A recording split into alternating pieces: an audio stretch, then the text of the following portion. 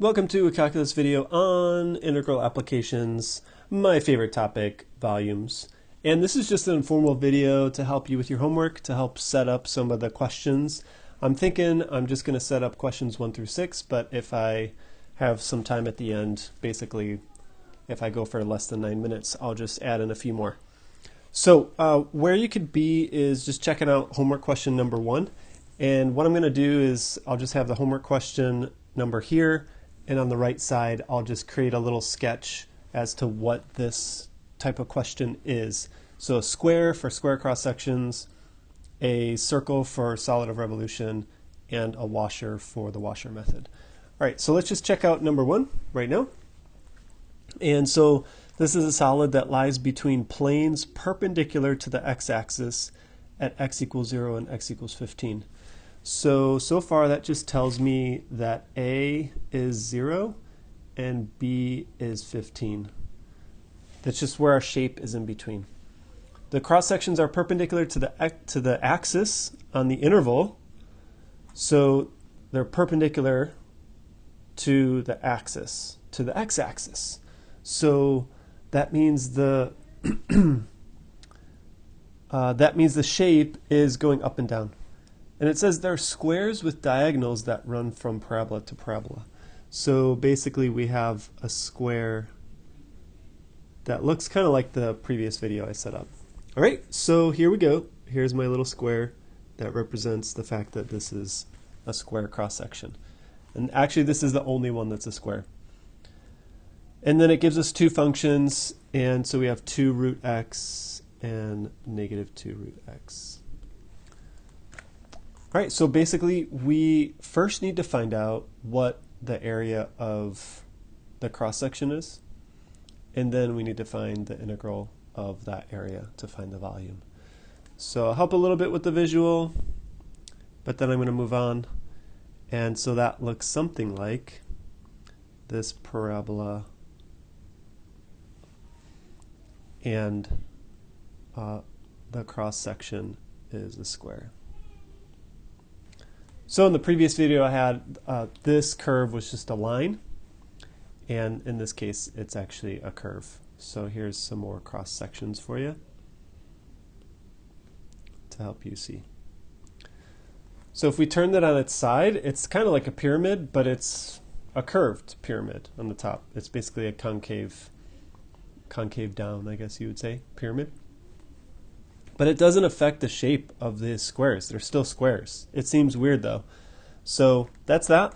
And so the first thing that you need to do is find out what the diameter is. And then you need to find out what the area is. And then you need to take the integral from 0 to 15 of the area function.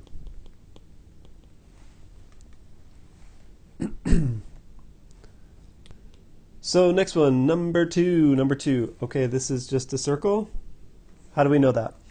It says find the volume of the solid that is revolved around the shaded region. Revolving the shaded region about the x-axis. So anytime we're revolving, we're creating a circular shape. So what's kind of annoying about this question is that it gives us a function that's a line in standard form, ax plus by equals c. And so the first thing that we want to do is just solve for y. So I do that, and I'm skipping a step here, but that's that function. Okay, so then we need to think about what is the area of this shape. And I'm not going to sketch it here because it's just that triangle rotated around the x-axis. So at first the circle is big and then it gets small. And so the area is simply y squared, which is, this whole thing. Sorry, pi y squared. And so it's this whole thing squared. So just because this is interesting and awesome doesn't mean it's easy. So what we would do is pi times this whole thing, which is basically a FOIL method of 10 minus 5/3 x. Okay, that's pretty much it. That's the hard stuff. And then the easy stuff, or, subjectively, we're finding the volume of the area function which is just the above result in terms of x. So this whole thing over here is going to go right there. And one little note, by the way, is like when we have this pi value, we could bring that pi out in front and deal with it at the very end. So we take the antiderivative of this stuff, and you attach a pi at the end, and you have your result as an exact answer. Next one, numero tres. I'm just going to read it. We'll figure out what it is. Find the volume of the solid generated by revolving the region bounded by this information about the x-axis. Okay, so the first thing that we know, I'll sketch something here. The first thing that we know is that revolving around the x-axis. So revolving this way. And so it's helpful to know because then we know that our function should be y equals. And it is, so that's good. And so then I'll do a quick sketch. 4x squared looks something like this.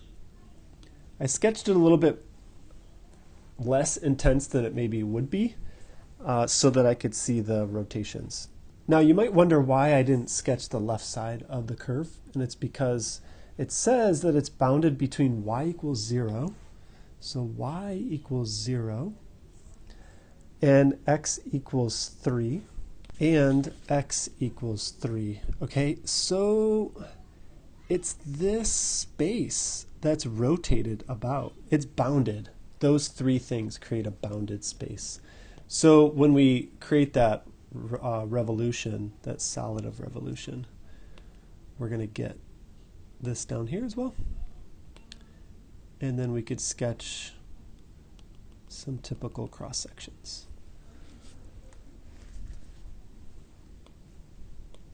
Okay, and basically what are you doing? What are you doing? What are you doing? Okay, you're saying that the area of this is pi r squared, which is pi times 4x squared squared. So then again, your volume is the integral from 0 to 3 or a to b of the area function. And then you could finish that by hand. So notice that you have something to the fourth, so your antiderivative will be something to the fifth, and you should expect to have your answer in fifths, an exact answer. So that's a circle, a solid of revolution. All right, so we're running short on time. I want to finish by 10 minutes here. Let's see here. And this next one is going to be kind of dicey. And so, number 4. Find the volume of the solid generated by revolving this region about the x-axis. Similar idea, less words, which is lovely. And what are we doing? We're doing a circle again. So pi r squared is going to be involved in this. In fact, this is the last solid of revolution for now. The next two are washers. So y equals 2x. Just create a line, nothing too fancy. And we're bounded by y equals 2. So whatever, that's a line, y equals 2, that's the top of it. And x equals 0. So this is our bounded region, and we're going to rotate that region about the x-axis. So this is kind of like a happy place when we bound things, when we revolve it around the x-axis. And so, this is going to be a washer. Oh my gosh, this is the first washer. How exciting. Okay, so here's the left circle, which is just a normal circle. The right circle, which is basically empty. But then, notice, a cross section in the middle creates a donut. And we want that space in between this throughout the whole shape. Okay, I hope that's mostly clear. So we end up with a donut setup. All right, so first thing we think about is what is big R? What is little r? I'm going to leave that up to you to think about that. And then you want to set up your area is pi big R squared minus pi little r squared. and then set up your volume. I'll help you out with the lower and upper limits. We're going to go from 0 all the way up to, do you know? Where do these two things meet? 2x and 2 at 1. Okay, so I'm going to stop there. I'm going to put questions 5 and 6 in a separate video, especially because 5 involves some detailed stuff, information, shortcuts about working with your calculator. So if you haven't already, you should finish the setup of these problems and then go all the way and get the satisfaction of finding that perfect, correct answer. Hey, thanks for watching. Best wishes on your IntegralApps volume solutions.